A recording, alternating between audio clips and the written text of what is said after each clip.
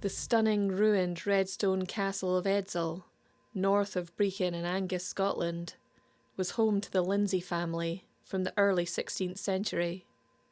It was a family home consisting of a tower house and building ranges around a courtyard with spectacular manicured gardens, until it was seized by the Crown when its last owner, Lord Panmure, participated in the failed Jacobite rebellion.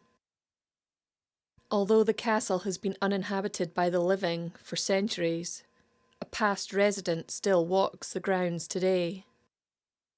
When the 9th Earl, David Lindsay, died, his second wife Catherine and son David took charge of the castle, even though he was still only a child.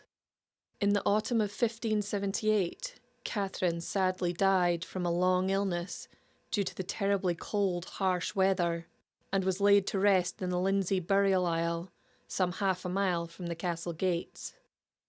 Thieves in the village of Edzell quickly learned of her passing and plotted to steal the fine jewellery she had been buried with.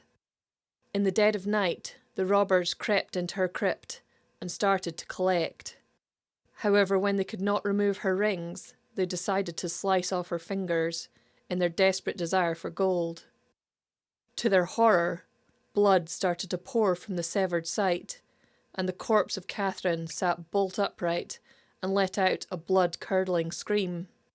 Catherine had in fact not died.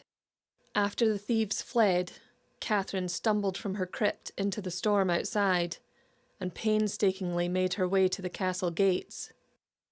At the sight of their dead mistress, wailing, dressed in white and covered in blood, the guards refused to open the gates.